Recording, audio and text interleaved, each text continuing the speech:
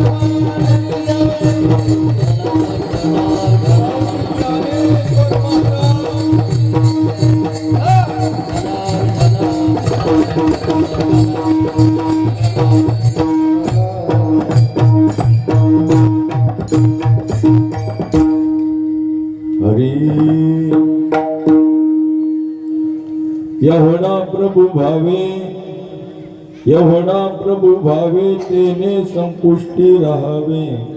होय भक्ती केला तैसा, पूर्वी धरावी ती इच्छा। यहोना जगदानी, मागे तुळशी दळ पाणी। होय भक्ती केला तैसा, पूर्वी धरावी ती इच्छा। आला नावा रूपा, तुका मने झाला सोपा। होय भक्ती केला तैसा, पूर्वी धरावी ती इच्छा। विठ्ठल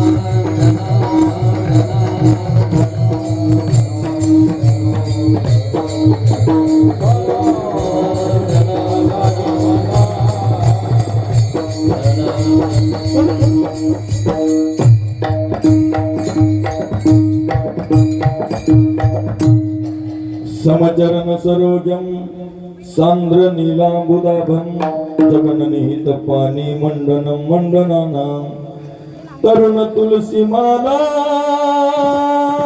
चंदनं कंजनेत्र सदय धवल हास विठ्ठलं चिंतया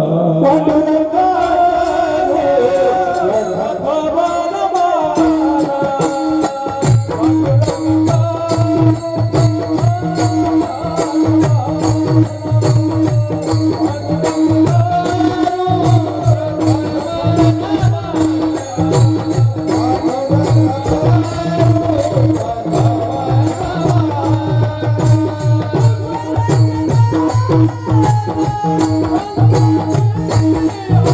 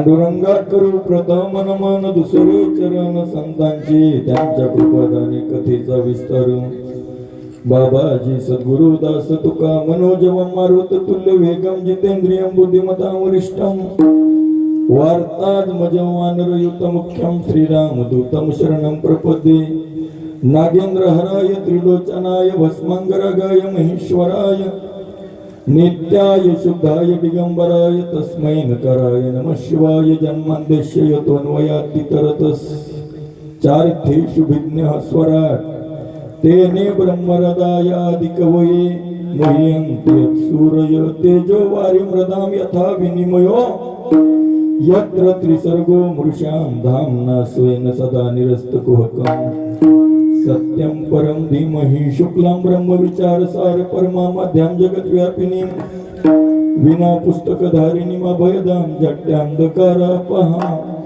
हस्ते स्फाटिकमालिकां विदधती पद्मासनी संस्थिता वंदे तां परमेश्वरी भगवती बुद्धिप्रदां शारदां आषाढी कार्तिकी तुझ्या डोंगराची दाटी आषाढी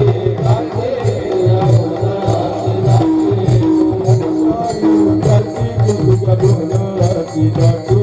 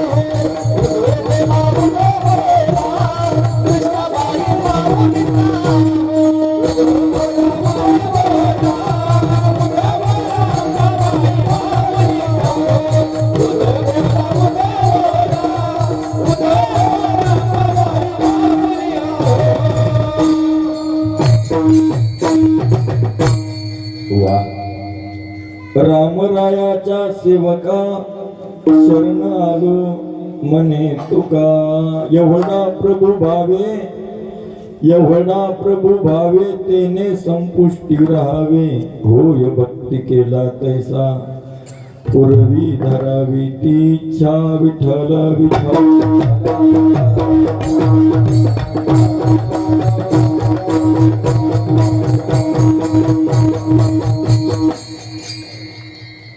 प्रस्तुत प्राप्त प्रसंगी प्राप्त स्थळी प्राप्त वेळी निरूपणाकरिता घेतलेला निवडलेला अभंग देवमान्य विश्वमान्य शास्त्रमान्य आणि समाजमान्य वारकरी संप्रदायाच्या कलशस्थानी विराजमान असणारे हिंदवी स्वराज्याचे संस्थापक छत्रपती शिवबाराजे यांचे धर्मगुरू जगाचा संसार सुखाचा व्हावा याकरिता स्वतःच्या संसाराची राख रांगोळी करणारे अर्थात स्वतःचा संसार उघड्यावर आणणारे चिन्मय स्वरूप अधिकार स्थित प्रज्ञ साधू जगद्गुरु तुकोबाराय यांचा 4 चरणाचा अतिशय महत्वाचा या अभंगाच्या माध्यमातून माझे जगद्गुरु तुकोबाराय भगवंताचं व्यापकत्व आणि सूक्ष्मत्व या अभंगाच्या माध्यमातून सिद्ध करतात. विठ्ठल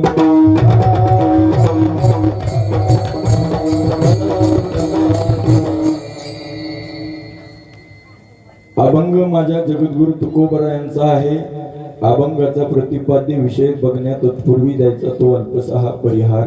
संतांच्या शुरांच्या पदस्पर्शाने पुनीत झालेल्या या पुण्य पावन आपल्या डोंगर ताळा गावामध्ये चालत असलेला सालाबादाप्रमाणे भव्य आणि दिव्य स्वरूपाचा अखंड ज्ञानदान अन्नदान श्रीमद भागवत कथा ज्ञान यज्ञ सोहळा ज्यांच्या मुखातून आपण श्रीमद भागवत कथा श्रवण करीत आहात ते म्हणजे माझ्यावर नितांत प्रेम करणारे अतिशय गोड स्वभाव असणारे बाबा आमचे भीमराव बाबा बिलचकर. बाबाच्या मुखातून आपण भागवत ग्रंथ श्रवण करत आहात.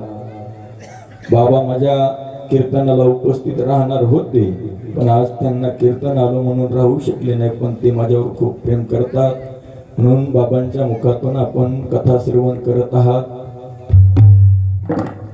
श्रीमद भागवत कथा ज्ञान यज्ञ सोहळा आपल्या गावामध्ये थाटामाटामध्ये मोठ्या श्रद्धेने, मोठ्या अट्टहासाने, सर्वांच्या उपस्थितीमध्ये, सर्वांच्या सहकार्यातून हा नाम यज्ञ चालू आहे. आणि या नाम यज्ञातील 4थ्या दिवसाची हरिकीर्तन सेवा, बरोबर आहे ना? 4थ्या दिवसाची हरिकीर्तन सेवा समस्त गावकरी मंडळीच्या वतीने माझ्यातर्फे आलेली आहे. तारकी संदर्भामध्ये ज्यांनी मला संपर्क साधला, माझ्यावर नितांत प्रेम करणारे, आपल्या गावाचं गोड व्यक्तिमत्व असणारे आमचे प्रल्हाद अण्णा यांनी फोन संपर्क केला की महाराज, आम्हाला सप्ताहामध्ये ही तारीख पाहिजे. आणि त्या न्यायानं सर्व मंडळींच्या दर्शनाचा सुयोग माझ्या जीवनामध्ये प्राप्त झाला. मंडळी उपस्थित सर्व गायनाचार्य मंडळी, आमचे पोंगळ्याचे श्री हरिभक्त परायण संगीत विशारद असणारे शिवाजीदा महाराज पोंगळेकर महाराजही उपस्थित आहेत, माझ्यावर नितांत प्रेम करतात. त्याचबरोबर माझे जेवलग असणारे, माझ्यावर नितांत प्रेम करणारे भारत टेलर, आम्ही त्यांना टेलर म्हणतो, म्हणून महाराजांच्या सुद्धा चरणावर साष्टांग प्रणिपात करतो. त्याचबरोबर विठ्ठल महाराज पोले महाराजांच्या चरणावर साष्टांग प्रणिपात करतो. त्याचबरोबर मृदंगावर ज्यांची पकड आहे असे माऊली महाराज, बरोबर आहे ना, माऊली महाराजांच्या चरणावर साष्टांग प्रणिपात करतो. जे चौकदार आहेत ते विश्वनाथ महाराज घेवंडेकर महाराजांच्या चरणावर साष्टांग प्रणिपात, पंढरीनाथ महाराज कटके घेवंडेकर यांच्या सुद्धा चरणावर साष्टांग प्रणिपात. सर्व गावकरी भजनी मंडळ, बाहेरून आलेले कोण भजनी मंडळ येतं, पुन्हा पोंगळेकर भजनी मंडळ येतं, त्यांच्या सुद्धा चरणावर साष्टांग प्रणिपात. आणि खरं सांगू का, जेवढ्याचे नाव माहिती आहेत तेवढ्याचे नाव घेतले बुद्धिमत्ता हनुमंतरायाची आहे. आणि माझ्यावर नाराज कोणी होऊ नका, कारण मला दिसत नसल्या कारणानं, ज्याची ओळख नाही, एका म्हणता भले दुजिया सहज निंदिले असं होऊ नये बरं. कारण माझा हेतू प्रत्येकाचं नाव घ्यायचं असते, पण न दिसल्या कारणानं कोणाचं नाव उल्लेख जर राहिला असेल तर क्षमा असावी. माझे बंधू श्री हरिभक्त परायण महाराज, या कलियुगामध्ये अशी रीत चालू आहे, धुऱ्यामुळं भांडणं आहे त्या कलियुगामध्ये, हा जगाचा नियम आहे. पण माझ्या सख्या भावाच्या हाताला धरून माझा परमार्थ सगळ्यात मोठा हा माझा परमार्थ आहे. रात्रंदिवस माझे सख्खे बंधू मला दोनही डोळ्यानं दिसत नाही, पण त्यांचं सहकार्य हेच माझे डोळे आहेत. कथा कीर्तनामध्ये रात्रंदिवस माझ्या सोबत आहे, म्हणून त्यांच्या माझ्या बंधूच्या सुद्धा चरणावर साष्टांग प्रणिपात. सर्व गावकरी मंडळी, माता माऊल्या सर्वांच्या चरणावर विनम्र भावानं प्रणिपात करून जास्तीचा वेळ न घालता मी माझ्या सेवेकडे येतो. महाराज विठ्ठल.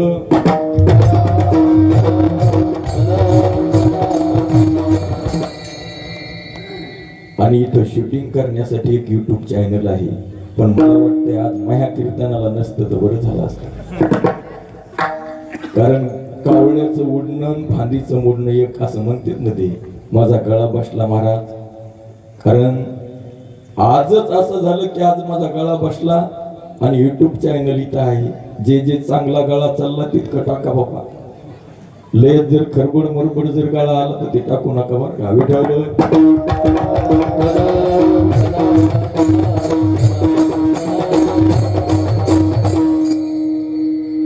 जे काय बोलणारे माझ्या हनुमंतरायाच्या कृपेनं बोलणारे, हनुमंतरायाला विनंती केली की कशी तरी सेवा माझ्याकडून करून घ्या. अण्णाच्या घरी बसल्यावर तर काहीच गळा चलन गेला, हनुमंतरायाला विनंती केली, आता बघू कुठपर्यंत नेते. मंडळी,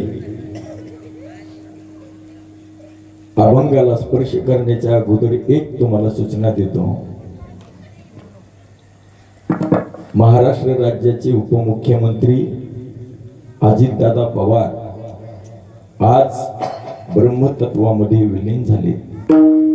तुम्हाला सांगू का, महाराष्ट्र राज्याच्या मुख्यमंत्री पदावर विराजमान असणारे अजितदादा काल आपल्यामध्ये होते, पण आत्ताच्या वेळेला ते आपल्यात नाही. गेलेला माणूस त्याच्यासाठी आपण काही करू शकत नाहीत, कारण त्यांच्या मागे आपल्याला सुद्धा जायचंय. हा प्रकृतीचा नेम आहे मंडळी. इथं जन्माला आलेला प्रत्येक व्यक्ती एक ना एक दिवस जाणार आहे. भले कोणाची जाण्याची वेळ वेगळी असेल, भले कोणाचं जाण्याचं ठिकाण वेगळं असेल, काळ वेगळा असेल, पण जावा मात्र निश्चित लागणार आहे. म्हणून ज्या खुर्चीवर अजितदादा पवार बसलेले होते ती राजाची खुर्ची होती. ज्या अर्थी राजाच्या खुर्चीवर पवार साहेब बसलेले होते त्या अर्थी आपण त्यांची प्रजा आहोत. आपल्या प्रजेतून एक राजा निघून गेला, त्याच्यामुळं आपलं कर्तव्य आहे की अर्ध्या मिनिटाची आपण त्यांना श्रद्धांजली अर्पण करावी. अर्धा मिनिट सगळ्यांनी गपचूप बसायचे. शिवाजी महाराज कुंडलिका वरदेव म्हणतील तेव्हा आपण डोळे उघडायचे. अर्ध्या मिनिटाची शांत बसायचे. ओम शांती शांती शांती.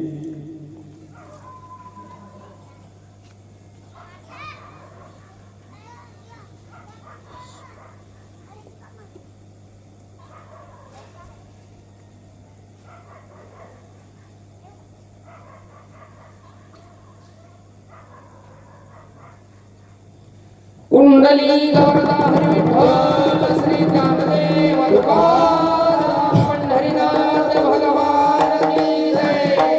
विठ्ठल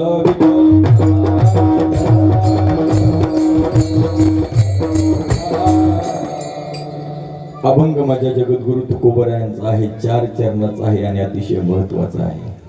या अभंगाच्या माध्यमातून माझ्या जगद्गुरु तुकोबरायांचं व्यापकत्व सिद्ध केले. तुकोबरायांनी केवढा आहे माझा जगाचा मालक, त्याचं वर्णन आपण करू शकत नाहीत महाराज शब्दामध्ये. आपण श्रीमद भागवत कथा श्रवण करायला खूप छान श्रीमद भागवत कथा आहे. माझी सुद्धा करंजी गावामध्ये कथा चालू आहे. आज 6वा दिवस आहे. भगवंताचं व्यापकत्व श्रीमद भागवत कथेच्या पहिल्या मंगलाचरणामध्ये पहिल्या श्लोकामध्ये आहे. जास्तीचा वेळ न घालता तुमच्या समोर भगवंताचं व्यापकत्व जर पाहायचं झालं तर श्रीमद भागवत कथेच्या पहिल्या श्लोकामध्ये भगवंताचं खूप मोठं व्यापकत्व सिद्ध केलेलं आहे मंडळी. सच्चिदानंद रूपाय विश्वोत्पत्त्यादि हेतवे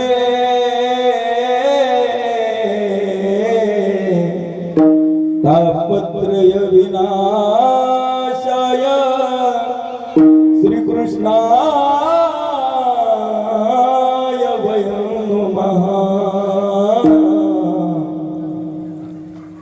सच्चिदानंद रूपाय विश्व उत्पत्त्यादि हेतवे तापत्रय विनाशाय श्रीकृष्णाय वयं नमः.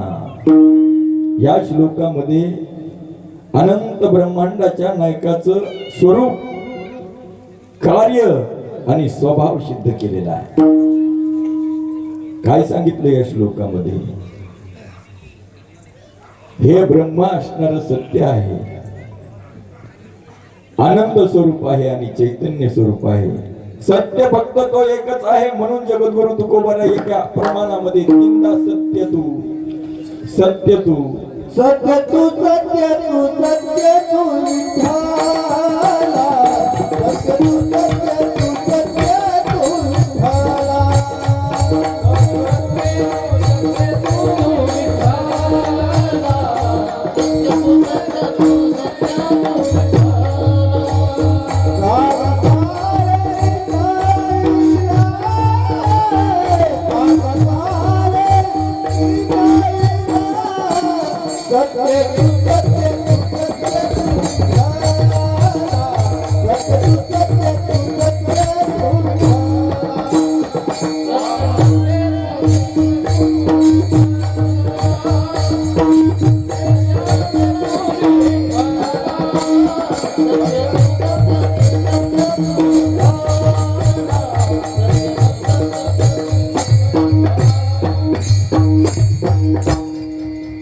जगद्गुरु तुकोबराय म्हणले सत्य तू सत्य तू सत्य तू विठ्ठला. 3 वेळा सत्य तू. एकदा बी म्हणता येत होतं महाराजाला सत्य तू विठ्ठला. पण 3 वेळेस का सत्य तू सत्य तू सत्य तू म्हटले असतील? त्याचं कारण हे आहे मंडळी, कारण भूतकाळामध्येही ब्रह्मच सत्य होतं, वर्तमान काळामध्येही ब्रह्मच सत्य आहे आणि भविष्य काळामध्ये सुद्धा ब्रह्मच सत्य राहणार आहे. तीनही काळामध्ये ब्रह्मच सत्य आहे. म्हणून सत्य तू आणि सत्य तू विठ्ठला. जगत मिथ्या आहे मंडळी. सत्य ज्ञान नव्हता जगनाचे कावरण. सत्य ज्ञान नव्हता जगनाचे कावरण.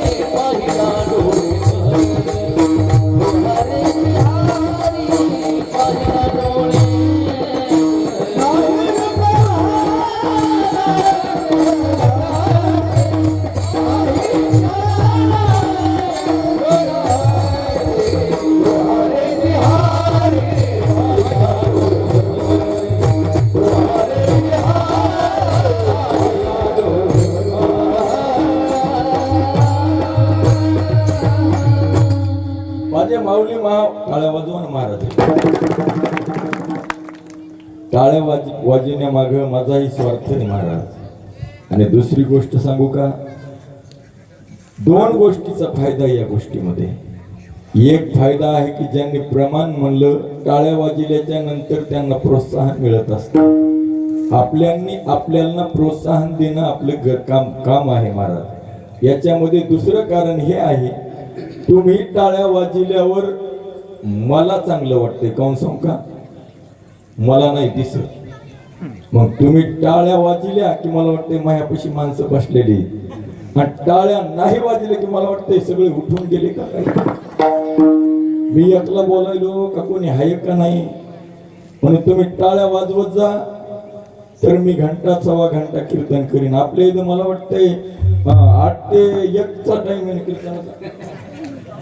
किती मला कसे शिवाजी महाराज म्हणले 1 ते 8 ते 1चा टाइम आहे. बरं झालं पोहा बिकाळा चलन, बरं आहे. मग 8 ते 10 म्हणल्यावर कमी आहे. सांगायचा माझा उद्देश हा आहे महाराज. माझे ज्ञानोबा राय म्हणले, तोहारे श्री हरी पाहिला डोळे भरी. फक्त ब्रह्म सत्य आहे, जगत मिथ्या आहे मंडळी. सत्य तू सत्य तू सत्य तू विठ्ठला, तो सत्य स्वरूप आहे. दुसरी गोष्ट, तो आनंद स्वरूप आहे मंडळी. इथं बसलेल्या मंडळींना माझा एक प्रश्न असेल, वर्षाला 365 दिवस असतात. या 365 दिवसामध्ये इथं बसलेल्यापैकी मला धरून आपण जीवन जगत असताना या 365 दिवसामध्ये सगळे दिवस सुखाचे नसतात गड्या, आणि सगळे दिवस दुःखाचे नसतात.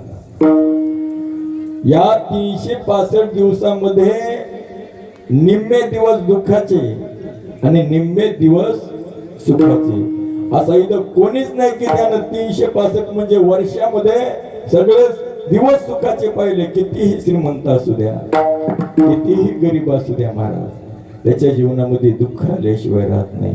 राजा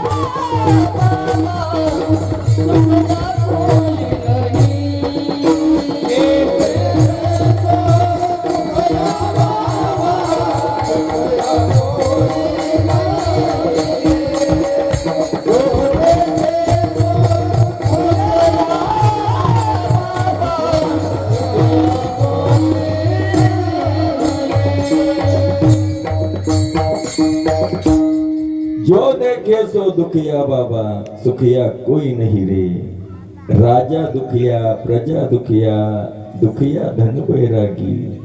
खरं सांगू मंडळी, इथं असा एकही नाही की जीवनभर सुखी आहे आणि इथं असा एकही नाही की जीवनभर दुःखी आहे. मला सांगा, आज आपल्या महाराष्ट्रातून एक नेतृत्व गेलं, त्यांच्याकडे कोणत्याच गोष्टीची कमी नाही मंडळी. पण आज पवार कुटुंबावर जे दुःख आहे तर महाराष्ट्रामध्ये कोणाच्याच जीवनामध्ये नाही. केवढं मोठं दुःख आलं त्या परिवाराला. अरे रोजच सुख भोगणारे माणसं आजचा दिवस असा उजाडला त्यांच्या जीवनामध्ये की त्या दुःखाला पारावार नाही.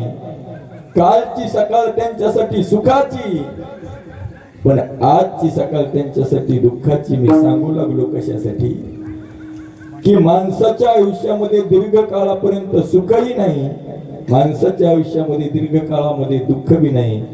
पण हे जे 8 दिवस सप्ताहाचे आहेत मंडळी, हृदयाला हात लावून सांगा, इथं श्रवण करत असताना, भागवत श्रवण करत असताना, कीर्तन श्रवण करत असताना, गाथा पारायण करत असताना, काकडा करत असताना, हरिपाठ करत असताना मी गावामध्ये पदार्पण केलं. काय महाराज नादामध्ये हरिपाठ चालू होता गड्या, माझा कान इकडे होता, काय नादात येऊन हरिपाठ म्हणू लागले, असा छंद लागतो. माझ्या मनाला गो छंद, माझ्या मनाला गो छंद.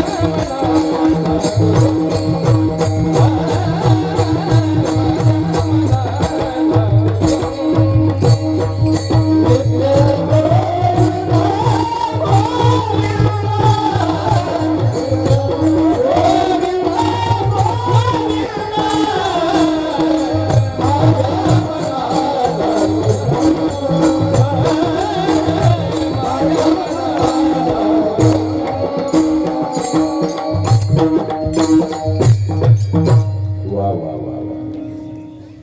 एकदा सिस्टीमवाल्या दादासाठी टाळ्या वाजवा. त्याचं नाव राहिलं होतं आणि असं ओळखू पण देण्यात की महागळा चलन म्हणून त्यांना धन्यवाद करतो. माझ्या मनाला गो छंद नित्य गोविंद गोविंद, असा आनंद मी तुम्हाला सांगू लागलो की या 8 दिवसामध्ये, या नाम सप्ताहामध्ये कुठलंही काम करत असताना काकडा करा, हरिपाठ करा, गाथा भजन करा, श्रीमद भागवत कथा श्रवण करा, हरिकीर्तन श्रवण करा. या 8 दिवसामध्ये दुःख एकदा बी नाही मारा. या 8 दिवसामध्ये नित्य तुमच्या गावामध्ये सुख आहे, सुख.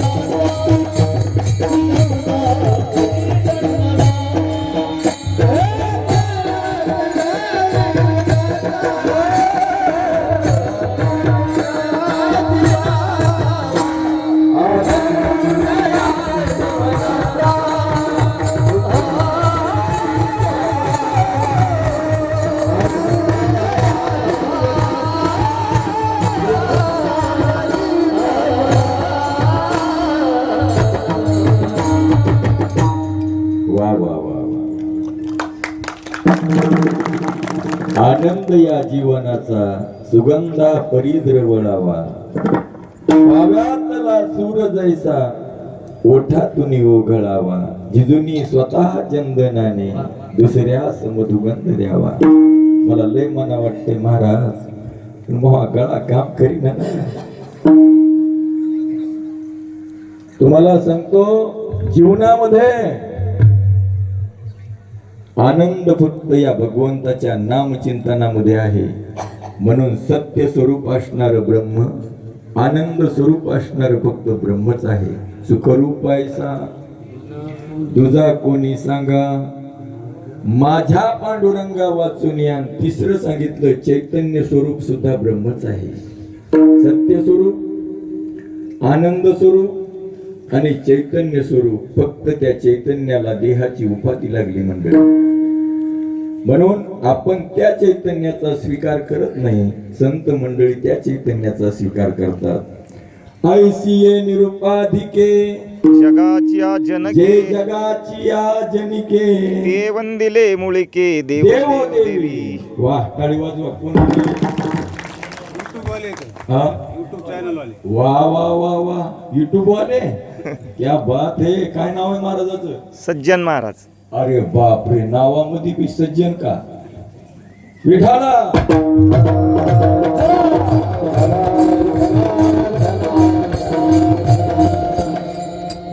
फक्त उपाधी रहित असणार ब्रह्म फक्त तेच आहे. ते फक्त संतांना स्वीकार आहे. या उपाधी माझी गुप्त, चैतन्य असे सर्वगत, ते तत्वज्ञ संत स्वीकारिते.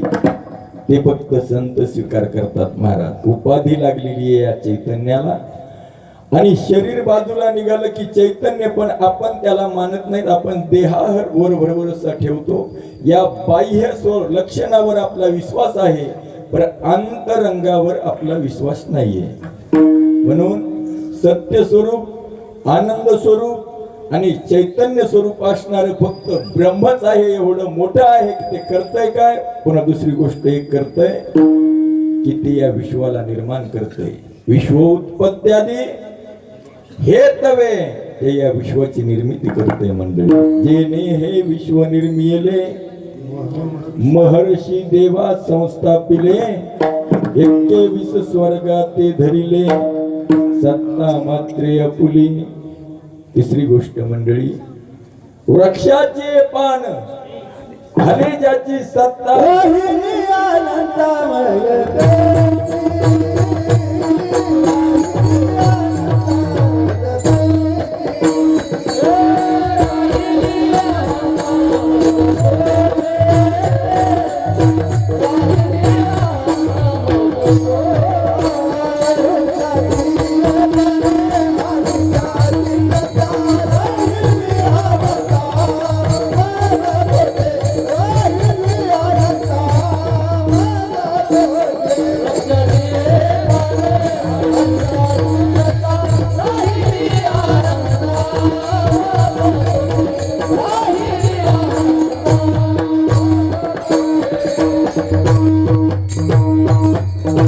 वृक्षाची पान हले ज्याची सत्ता, राहिली अहंता मग कोठे.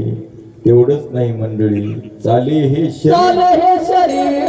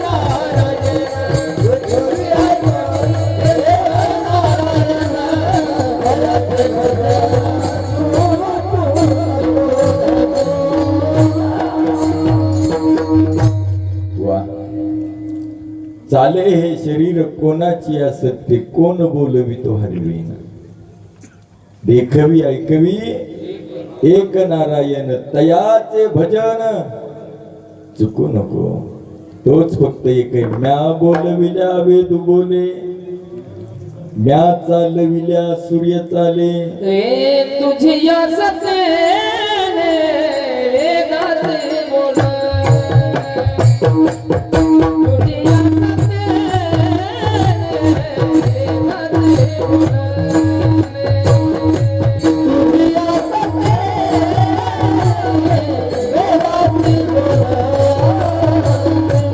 तुझी या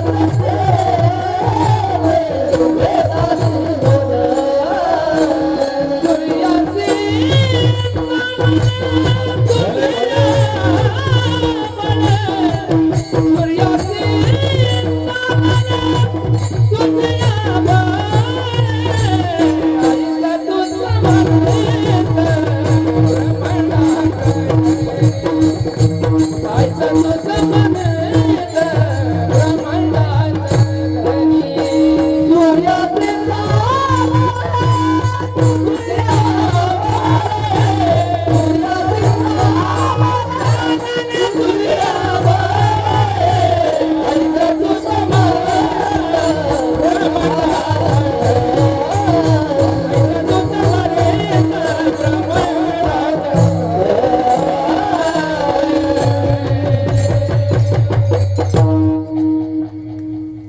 ऐसा तू समर्थ ब्रह्मांडाचा धनी एवढा समर्थ असणारा माझा जगाचा मालक आहे मंडळी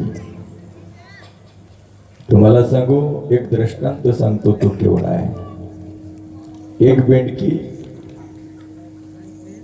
बेंडक्या आताच्या काळामध्ये महाराज हौद झाले पूर्वीच्या काळामध्ये डोबी होत्या बघा आणि त्या डोबीमध्ये बेंडक्या राहायच्या त्यांचे ते बारकाले पिल्ले असणारे वरी पाण्यावर तरंगायचे बेंडकी थोडी फिरायला गेली आणि बेंडकीचं पिल्लू बैल पाणी प्यायला आले बैलांनी त्या डोबीमध्ये पाणी पिलं आणि पाणी पिल्याच्या नंतर बैलाची जी खूर जाते त्याचं जे पाऊल पडते त्या पावलामध्ये त्या बेंडकीच्या पिल्यानं बसण्याचा प्रयत्न केला आणि बैल तिथून निघून गेला भयभीत झालं ते बेंडकीचं पिल्लू त्याला वाटलं अरे बापरे एवढा प्राणी आपण आयुष्यात कधीच पाहिला नाही जन्मल्यापासून आपली आई कधी येते आपण वय आईला याचं वर्णन सांगावं की मी खूप मोठा प्राणी पाहिलाय त्यावेळेस त्या पिलाची आई तिथं आली आणि माईला ते पिलू सांगू लागला आई माझ्या जन्मल्यापासून तर आतापर्यंत मी एवढा प्राणीच पाहिला नाही बघ मी एवढा प्राणी पाहिला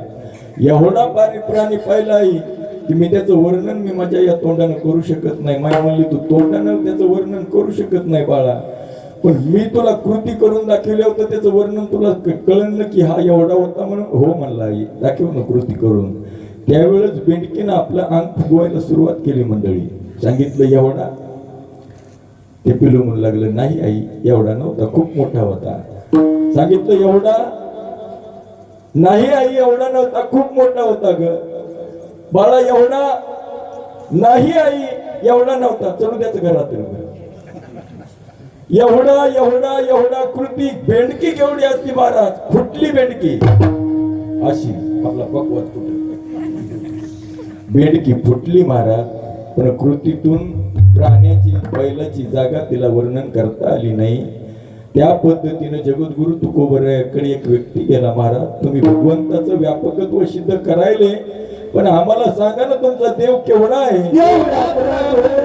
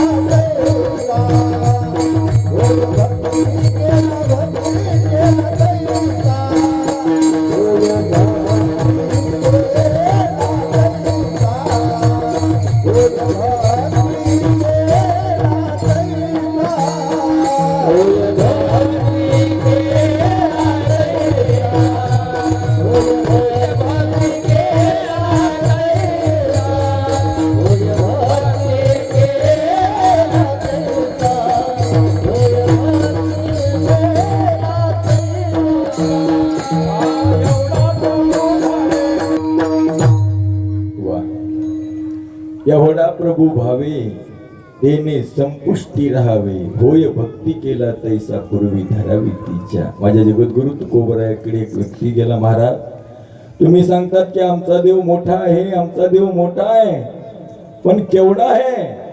त्यावेळेस माझ्या जगद्गुरु तुकोबरायाला पण विश्वाच्या मालकाचं या वाणीतून वर्णन करता आलं नाही, म्हणून एवढा एवढा एवढा तुम्ही धराल तेवढा, तुम्ही केवढाही धरा तेवढा होता.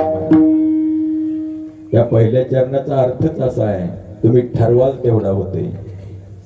माझ्या जगद्गुरु तुकोबरायाची उंची जर सांगायची झाली तर की केवढी? अनुरे डोया कोपरा, तुका आकाशारे भरा, तुका आकाशारे भरा, तुका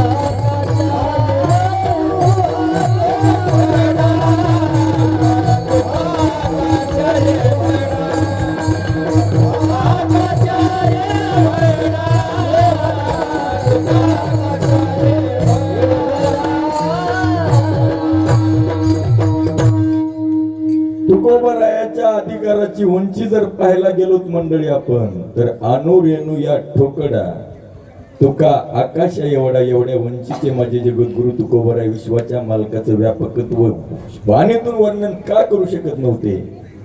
करता येत नव्हतं, पण करतेन कसं? त्याला जर मोठा म्हणावं तो इतका लहान होतो की त्याची आपण कल्पना सुद्धा करू शकत नाही, आणि त्याला जर लहान म्हणावं तो एवढा होतो की त्याच्या व्यापकत्वाची सुद्धा आपण कल्पना करू शकत नाही. महाराज चोखोबरायाच्या घरी बाळंतपण करतो इतका लहान होतो मंडळी. तोच माझ्या जगाचा मालक 12 गाव अग्नी गेलतो.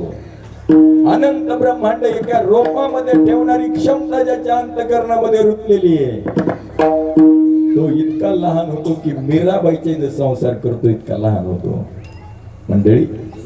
मग मला सांगा, त्याला लहान म्हणावं तर तो मोठा आहे, आणि तो जर मोठा म्हणावं तो लहान आहे. इथं बसलेली मंडळी, प्रत्येकाला मोठं होता येते, पण एकदा मोठं झाल्यावर लहान होता येत नाही. आपल्या कर्तृत्वाच्या बळावर प्रत्येक आपण आपला या विश्वामध्ये ठसा उमटवत असते बघा. लहानपणापासून मोठेपणापर्यंत, अर्थात आपल्या उतार वयापर्यंत आपली गरिबी स्थित राहत नाही आणि आपली श्रीमंती ही स्थित राहत नाही. पण गरिबीतून माणूस एकदा श्रीमंत झाला, त्यानं लोकांच्या इथं सहलानं काम केलेले असू द्या, एकदा तो जर रानं घेतली त्यानं दुसऱ्याच्या इथलं काम सोडलं, त्याला पोटापुरती जमीन झाली, आणि त्याच्या कर्तृत्वावरनं त्यानं जर आपल्या या विश्वामध्ये ठसा उमटवला, त्याला म्हणून दुसऱ्याच्या इथं रोजानं जाय, ते म्हणते मला कायची कमी आहे, मी खूप कमावला, आता त्याला लहान होता येत नाही मंडळी. कोणाची ही रीत आहे. चहा विकणारे नरेंद्र मोदी रेल्वेमध्ये चहा विकायचे, विकत होते की नाही? चहा विकणारे पंतप्रधान आज भारत देशाचे पंतप्रधान आहेत, सगळ्याला मान्य आहे. मग आज नरेंद्र मोदीला जाऊन म्हणा की जिथं तुम्ही चहा विकत होते पुन्हा एकदा कॅटली घेऊन चहा विका, विकिते? नाही विकू शकत. का? मोठं होणं कर्तृत्वानं शक्य आहे, पण एकदा मोठं झालं की पुन्हा लहान होणं शक्य नाही महाराज.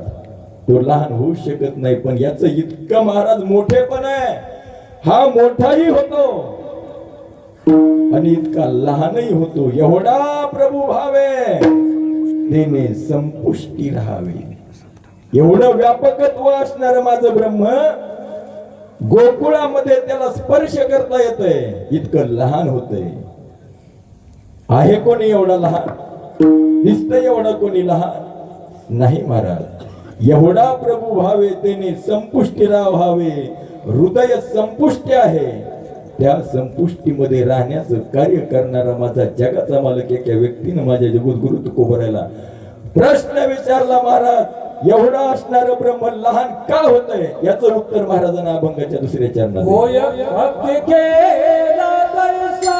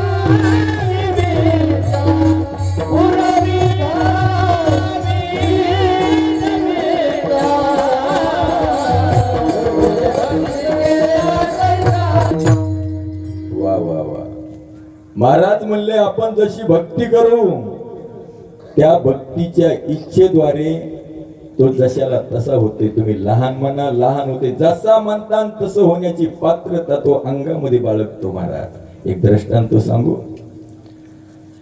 हे दृष्टांत सांगून आपली सेवा समर्पित करू मंडळी. ऐका ना, महाभारतातला प्रसंग आहे. दुःशासनानं द्रौपदीला भर सभेमध्ये फरफटत आणलं दुर्योधनाच्या म्हणण्यावर, आणि सभेमध्ये फरफटत आणल्याच्या नंतर द्रौपदी दुर्योधनाला म्हणू लागली, हे दुर्योधना, मी तुझी भाऊजाई आहे, तुला हे वपत नाही. इतक्या भर सभेमध्ये मला फरफटत आणलंय, मी अबला स्त्री आहे रे, विशेष करून तुझी भाऊजाई आहे आणि एक कुलवधू आहे तुमची, तुम्हाला ही शोभा देत नाही. त्यावेळेस दुर्योधनानं सांगितलं, काय शोभा देत आहे काय शोभा देत नाही हे मला माहित आहे. तेव्हा तूच हसणारी होतीस, आंधळ्याचं पोरग आंधळ म्हणणारी तूच होतीस द्रौपदी, आणि आजही तूच आहेस. द्रौपदीचं अंतकरण भरून आलं. तिने विचार केला की ह्या नालायकाला तर काही समजणं, पण या सभेमध्ये माझे 5 पती बसलेले आहेत. भीष्माचार्य आहेत, कृपाचार्य आहेत, द्रोणाचार्य आहेत, कर्ण आहे, इतके महान महान योद्धे आहेत, माझं रक्षण करतील अशी आशा धरून द्रौपदीनं सगळ्याकडे पाहण्याचा प्रयत्न केला. म्हणजे प्रथमतः तिनं भीमापासून सुरुवात केली. भीम उठला महाराज, भीम गरम डोक्याचा होता. भीम उठला आणि धर्मानं त्याचा हात दाबला. भीमा, मला माहित आहे की हे चुकीचं करतोय दुर्योधन, पण आपण सुद्धा नालायकपणा केलाय. मग आपण नालायकपणा केलाय, त्याची चुकीचं फळ आपल्याला भोगणं गरजेचं आहे. जरी मला सुद्धा या गोष्टीचा राग आलाय, पण या गोष्टीमध्ये मी सुद्धा हस्तक्षेप करत नाही, तू सुद्धा करू नको. चुकीला माफी नसती. आपण नालायकपणा केलाय, खाली बस, आपल्याला तो भोगावाच लागणार आहे. भीम खाली बसला. महाराज धर्माकडे पाहिलं, धर्मानं खाली मान घातली. तिला वाटलं एवढा धनुर्धारी असणारा माझा पती अर्जुन हा तरी माझं संरक्षण करेल. अर्जुनानं सुद्धा खाली मान घातली. नकुल सहदेवांनी सुद्धा मान खाली घातली. तिने विचार केला, एवढे बलदंड असणारे म्हणजे पती खाली माना घालतात. पण या सभेमध्ये असा महात्मा आहे की सदैव सत्य मार्गाने चाललेला आहे. भीष्माचार्याकडे पाहिलं, भीष्माचार्यांनी सुद्धा खाली मान घातली. महाराज भीष्माचार्याचं अंतकरण म्हणू लागलं, द्रौपदी, ही चुकीची गोष्ट आहे, मी मान्य करतो. मला वाटतं यांचे डोके उडवावे, पण काय करू, यांच्या घरचं मीठ खाल्लंय ग मी. मीठ इतकं वाईट आहे मंडळी. दुर्जनाच्या घरचं मीठ जरी खाल्लं तर माणसाच्या बुद्धीमध्ये भेद होत असते. भीष्माचार्य इतके सत्यानं वागणारे पण खाली मान घालावं लागली. द्रौपदी, मला माफ कर, मी तुझा प्रतिकार करू शकत नाही. कृपाचार्याकडे पाहिलं, कृपाचार्याने खाली मान घातली. द्रोणाचार्याकडे पाहिलं, द्रोणाचार्याने खाली मान घातली. मंडळी कर्णाकडे पाहिलं, कर्णाने सुद्धा खाली मान घातली. आणि मग द्रौपदीनं पुन्हा एकदा सगळ्या सभेमध्ये पाहिलं की अरे, माझा प्रतिकार करणारा इथं कोणीच नाही.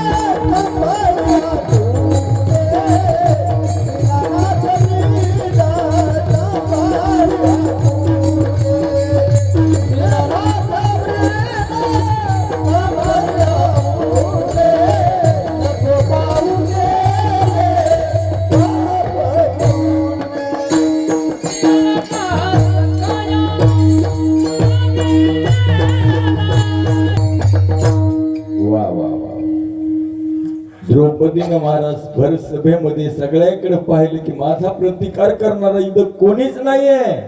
तिनं हात जोडले, तिचं हृदय भरून आलं, डोळ्यामध्ये पाणी आहे आणि जगाच्या मालकाला विनंती केली, कोठे गुंतलासी द्वारकेच्या राया, वेळ का सखया लावीला.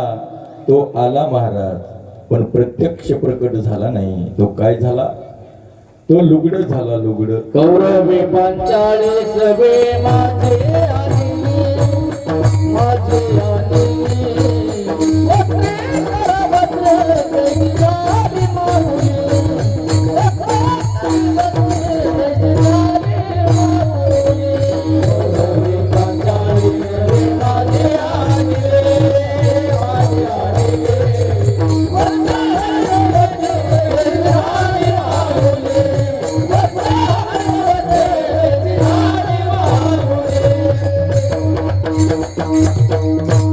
तो प्रत्यक्ष रूपाने आला नाही तर स्वतः वस्त्र झाला.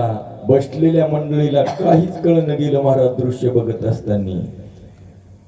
सारी बीच नारी थी, त्या नारी बीच सारी थी. बसणारायला तर काहीच कळलं, साड्या तर काहीच कमी पडत. भला मोठा ढिगल लागला. बसणारायला आखो देखा हाल बघू लागले, पण काहीच लक्षात येणं गेलं. थकले महाराज आणि मग सगळे स्तब्ध बसले. आणि मग द्रौपदीनं जगाच्या मालकाचा धावा केला, साक्षात प्रगट होई म्हणली. आणि मग विश्वाचा मालक साक्षात प्रगट झाले. झाल्याच्या नंतर द्रौपदीचं अंतकरण भरून आलेलं आहे, डोळ्यामध्ये पाणी आहे. आणि द्रौपदी विश्वाच्या मालकाला विचारली, दादा एक प्रश्न विचारू का रे? कृष्णाने सांगितलं, द्रौपदी एक काहून किती मी विचारणं? सांगितलं, दादा ज्या वेळेस या सभेमध्ये मला फरफटत ओढत आणलं, माझी चूक आहे की मी सगळ्याकडे पाहिलं, तुझ्याकडे न पाहता, तुला न बोलवता माझी चूक झाली. मी प्रथमतः तुला बोलवायला पाहिजे होतं. कारण या विश्वामध्ये तुका म्हणे तुला सोडविना कोणी, आणि एका चक्र पाणी वाचून या तुझ्याशिवाय या विश्वामध्ये कोणीच कोणाला सोडू शकत नाही. पण मी ते विसरले, मला माफ कर. पण एका प्रश्नाचं मला आता इथं उत्तर दे. पण ज्या वेळेला मी तुला बोलवलं प्रत्यक्ष का प्रकट झाला नाही याचं मला उत्तर हवंय. तू साडी का झालास? मंडळी ऐका बरं, हा मुद्दा घरी घेऊन जा. तू प्रत्यक्ष रूपानं माझ्या समोर का प्रकट झाला नाही याचं मला उत्तर हवंय देवा. हे दादा, आतापर्यंत तुझं नाम चिंतन केलं हे चुकीचं आहे? तुझं नाव आतापर्यंत घेतलं हे चुकीचं आहे का? अरे बोलविलं नाही, मी माझी चूक मान्य करते. पण ज्या वेळेस तुला बोलविलं तू आता यायला पाहिजे होतं. तू साडी का झालास? भगवंताने सांगितलं, द्रौपदी तू तुझं स्वतःचं आत्मपरीक्षण कर. तू तुझं स्वतःचं आत्मपरीक्षण जेव्हा केलंस की नाही, तुझ्या प्रश्नाचं उत्तर स्वतः तुलाच मिळेल. त्यावेळेस द्रौपदीने सांगितलं, मी माझं आत्मपरीक्षण केलंय, मी तुला आवाज दिलाय आणि त्या आवाजाच्या बदल्यामध्ये तू स्वतः आला नाहीस तर वस्त्र झालास. द्रौपदी तू आम्हाला कसं बोलविलं सांग ना. त्यावेळेस द्रौपदी म्हणू लागली, मी बोलविलं नाही का? त्यावेळेस जगाचा मालक म्हणला, द्रौपदी मी आलो नाही का? त्या बोलविण्याला काय अर्थ आहे? द्रौपदीने सांगितलं, त्या येण्याला काय अर्थ आहे देवा? बरं जाऊ द्या म्हणले, देवा मला सांगा का तुम्ही आला नाही? द्रौपदी फक्त मला एकदा सांगतो की मला कसं बोलविले? म्हणले, म्या तुला म्हणलं कोठे गुंतलाशी द्वारकेच्या राया. मग द्रौपदी ह्याच तुझ्या प्रश्नामध्ये तुझं उत्तर दडलेलं आहे. काय देवा मला सांग, या विश्वामध्ये अशी एक तरी जागा आहे की तिथे मी नाही? विठ्ठल जळी तळी भरला, रीता ठाव नाही उरला, अशी जागा दाखव. देव नटला नाना परी, देव नटला नाना परी, देव नटला नाना परी, देव नटला नाना परी. भरती मुरला जरा तरी, जरा तरी.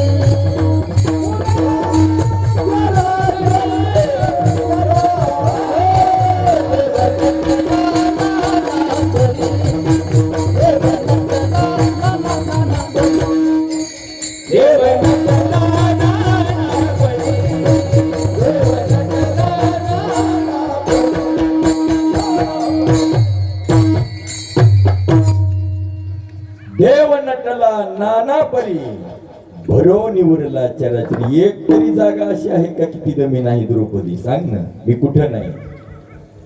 तुझ्या मागे आहे, तुझ्या पुढे आहे, तुझ्या बाजूला आहे, तुझ्या कुठेही आहे मी. मग देवा माझं काय चुकलंय? तुमच्या प्रश्नामध्ये माझे उत्तर दळलेलं आहे म्हणाला, मला तुम्ही स्पष्ट करून दाखवा की माझी काय चूक झाली. द्रौपदी, मी प्रत्येक जाग्यावर असून सुद्धा तू आम्हाला हाक कशी मारलीस? कोठे गुंतलासी द्वारकेच्या राया. मी तुझ्या जवळच होतो, पण तुझ्या जवळून मी द्वारकेला गेलो. माझ्या सिंहासनावर बसलो.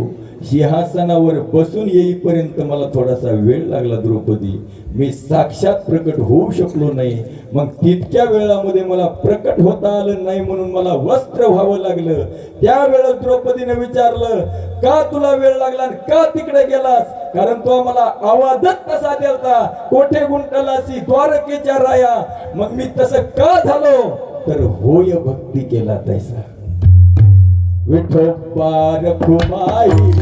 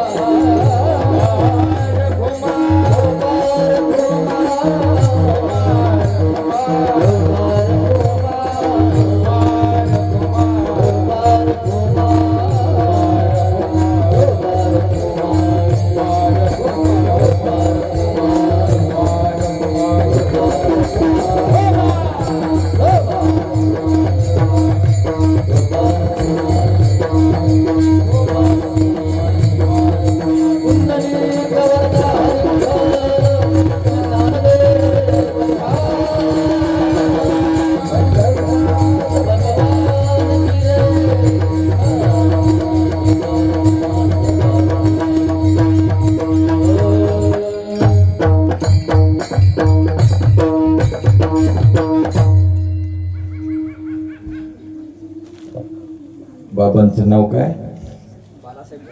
वा वा वा, पूर्णेकर. बाबांचं नाव नाही घ्या, टाळ्या वाजवा ना मला.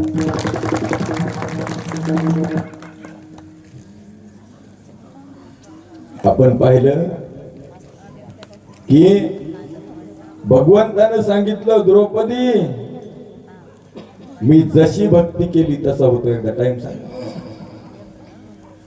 टाइम का झाला? आता झाला एक टाइम. ऐका ना मंडळी, तुम्हाला सांगतो, द्रौपदीला जगाच्या मालकानं सांगितलं, द्रौपदी जशी भक्ती केली जैसे तैसी वेळ पडे, जैसे तैसे होते पडे, जैसे तैसे होते पडे, जैसे तैसे होते पडे. एवढा जगदानी मागे तुळशी दळपानी, एवढा जगदानी असून विठेवरी ज्याची पाऊले समान, तोची एक दान शूरदाता. तोच एक शूरदान दाता आहे की तो या जगाला जागवण्याची क्षमता ठेवू शकतो. पण तो एका तुळशीच्या पानावर संतुष्ट होतो का? तर होय भक्ती केला तैसा. एक दृष्टांत सांगून शेवेला पूर्णविराम. सत्यभामा नारदाला भेटल्या. नारदानं सांगितलं, सत्यभामे तुझ्या जीवनामध्ये तुला काय अपेक्षित आहे? त्यावेळेस सत्यभामेने सांगितलं, देवा, हे ब्राह्मण देवा, माझ्या जीवनामध्ये गोष्ट अपेक्षित वाटते की भगवान श्रीकृष्ण परमात्मा जन्मोजन्मी मला पती प्राप्त व्हावा. त्यावेळेस नारदानं सांगितलं, जन्मोजन्मी तुला श्रीकृष्ण परमात्मा नवरा प्राप्त होईल, पती प्राप्त होईल सत्यभामे. पण ब्राह्मणाला दान पती करावा लागतंय. ब्राह्मणाला जर पती दान केला की निश्चित तुला कृष्ण दर जन्मामध्ये पती प्राप्त होईल. म्हणले काहीच हरकत नाही. कोणाला दान करायचं? म्हणले मला. पाणी घातामध्ये संकल्प सोडा, आजपासून माझे पती असणारे श्रीकृष्ण परमात्मा तुमच्या नावानं. मग संकल्प सुटल्यावर नारद महर्षी भगवान श्रीकृष्ण परमात्म्याकडे आले. चला म्हणले देवा. कुठं कुठं म्हणजे संकल्प सोडाय सत्यभामेनं, आता तुम्हाला माझ्या सोबत यावं लागतंय. म्हणले चला, काही हरकत नाही. माझ्या पत्नीनं तुम्हाला दिलंय म्हणल्यावर काय गोर आहे.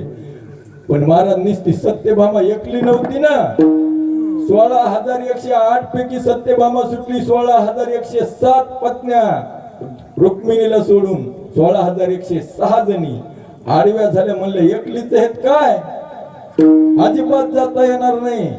जाता असलं तर आमची एक आठ आहे. काय आठ आहे? आम्ही पारडं ठेवतो. एका पारड्यामध्ये आमचं सोनं जिच्या सोन्यानं लवला तिचे होणार आहेत पती. काय हरकत नाही महाराज, विश्वाच्या मालकाच्या पत्न्या होत्या. सोनं काय कमी असेल का? आपल्यासारखं थोडंच सोनं आहे घरी, एक दाणी एक झुंबर. सोन्याचा पत्ता, इतके भयानक दागिने त्या घरामध्ये, त्या महालामध्ये. एकीनं पोत्यानंच महाराज दागिने आणायला सुरुवात केली. त्या पारड्यामध्ये जी विश्वाच्या मालकाला बसवलं, सोनं टाकायला सुरुवात केली. सोनं महाराज टाकीत राहू लागले. एक तिळा इतका पण झुकणं गेला, हलनं गेला महाराज. अजिबात लवणं गेलं पारड.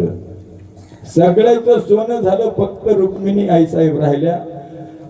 16,106 पत्न्या सगळ्या सवती रुक्मिणी आईसाहेबाकडे गेल्या आणि म्हणू लागल्या, रुक्मिणी स्वतःच्या बदल्या उद्धार करा.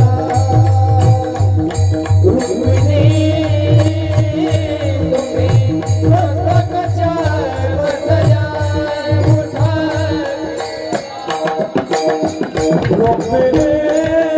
रुक्मिणी आईसाहेबाकडे आले आणि सांगू लागल्या, रुक्मिणी तुम्ही स्वस्त कशा बसल्या, उठा की चला. भगवंताचं ध्यान करत बसलेल्या रुक्मिणी आईसाहेब उठल्या आणि लगेच त्याच्या मागे निघाल्या. तुळशी इंद्रावनाला प्रदक्षिणा घालू लागल्या. 5 प्रदक्षिणा घातल्या. तुळशीचं एक पान तोडलं.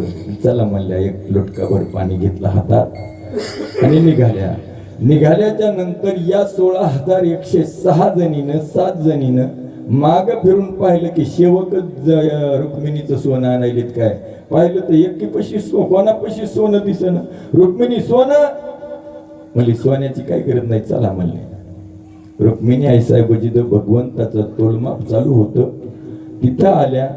सगळं सोनं पाहिलं त्या पारड्यामध्ये. रुक्मिणीचं अंतकरण भरून आलं. रुक्मिणी आईसाहेबाच्या डोळ्यातून पाण्याच्या धारा वाहू लागल्या. देवाला हात जोडले, देवा आतापर्यंत निष्ठेनं तुझी भक्ती केली, तुझ्या पायाची दाशी म्हणूनच राहिली, ह्याच्या पुढेही तुझ्या पायाची दाशी म्हणूनच राहील. आणि तो अधिकार माझा कोणीच घेऊ शकत नाही. पण देवा आता माझी परीक्षा आहे गड्या. सगळ्यांनी सोनं टाकलंय. माझ्या भक्तीचं हे तुळशी दळ मी आता टाकते. हे टाकल्याच्या नंतर माझ्या भक्तीची परीकाष्ठा होईल. आतापर्यंत केलेल्या साधनेचं चीज झालं पाहिजे देवा. रुक्मिणीनं अंतकरण भरून डोळे झाकले आणि ते तुळशी दळ महाराज त्या पारड्यावर टाकल्याबरोबर पारड बरोबर झालं. तुळसी पात्र परमे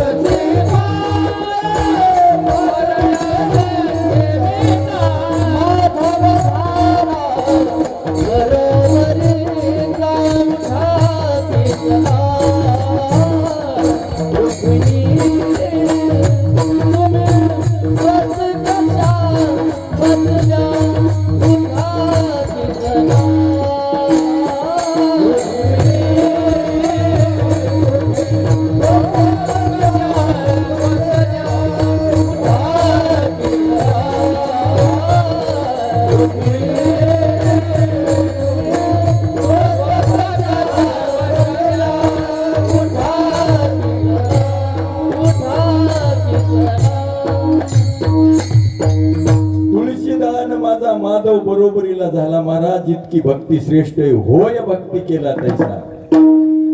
एवढा जगदानी आणि मागे तुळशी दळ पाणी. एका व्यक्तीनं प्रश्न केला, महाराज हे ब्रह्म असणार, त्याला नाव नाही, रूप नाही, रंग नाही, गंध नाही,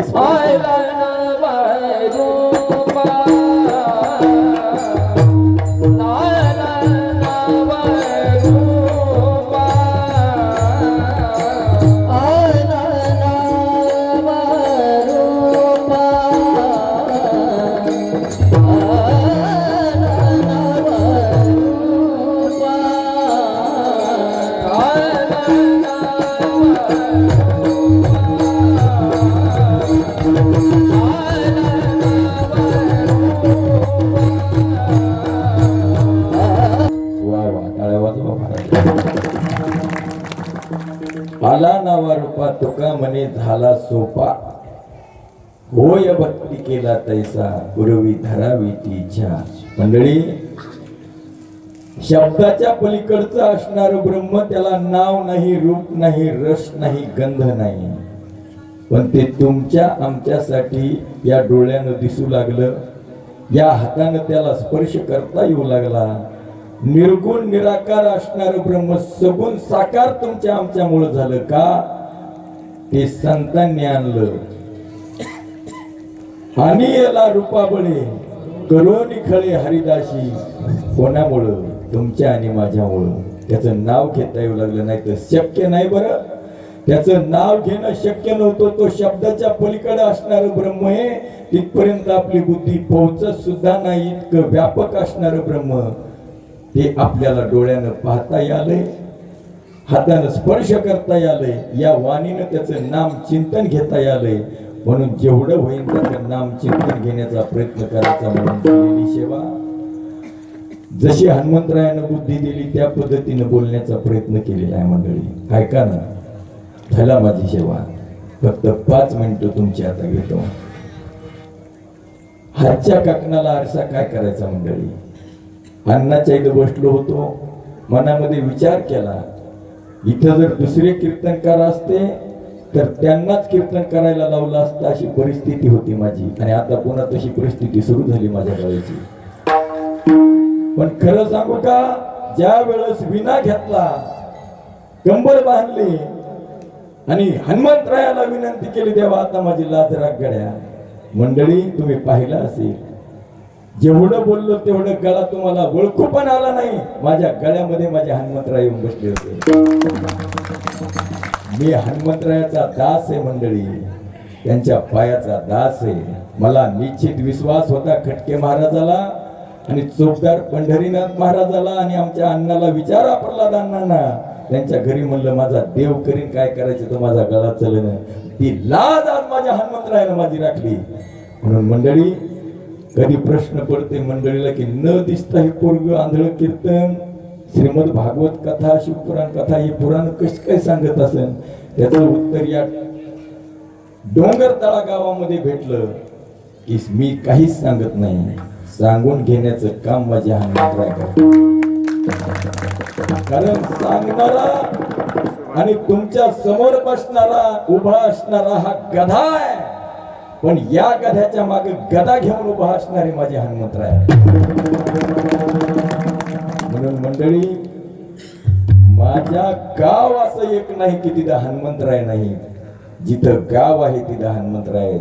माझ्या हनुमंतरायाची भक्ती करा, तुम्हाला कधीच काही कमी पडणार नाही. दोन्ही डोळ्यानं न दिसणार जर आंधळ लेकरू 3 तास 4 तास श्रीमद भागवत कथा सांगत असेल तर यश देण्याची शक्ती कोणाकडे असेल तर ती माझ्या हनुमंतरायाकडे आहे.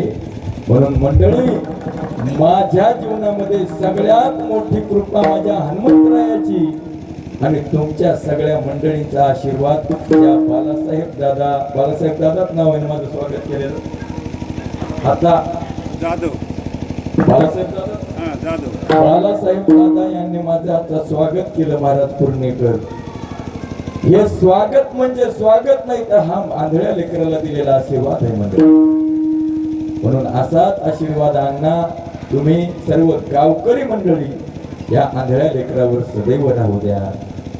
कारण आंधळ्या, बहिऱ्या, खुळ्या अशा अपंग माणसांना प्रेमाची फार गरज असते मंडळी. मी तुमची श्रीमंती पाहिली नाही, तुमचा सप्ताह कसा दिसतोय पाहिला नाही, मी फक्त पाहिलं तुमचं प्रेम. प्रेम मला तुम्ही दिलं, त्याच प्रेमाची अपेक्षा सदैव मी तुमच्या पायाजवळ करीन.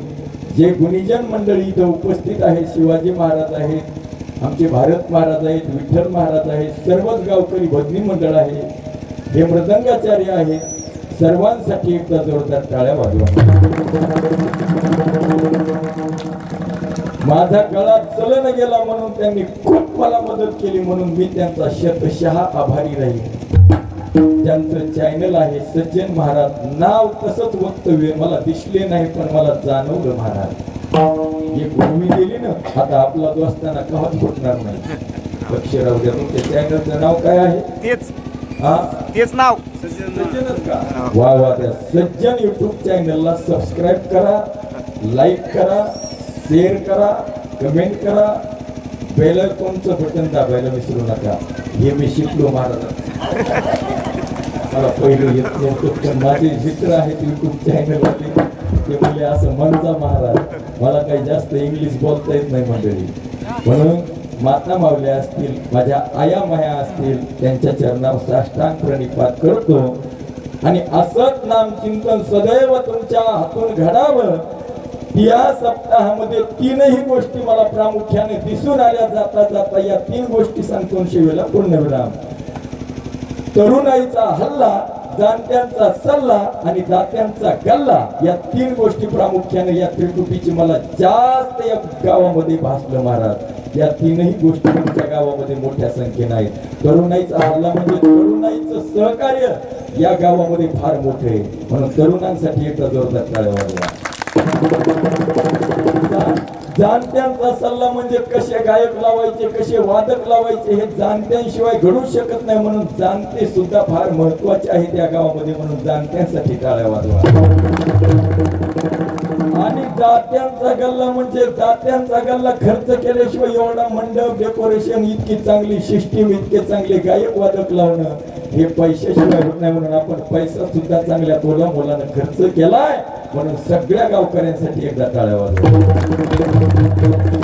म्हणून सर्व मंडळींच्या चरणावर पुनश्च एकदा साष्टांग प्रणिपात करून जास्तीचं न बोलता मी माझी सेवा हनुमंतरायाच्या चरणावर समर्पित करतो. ज्ञानेश्वर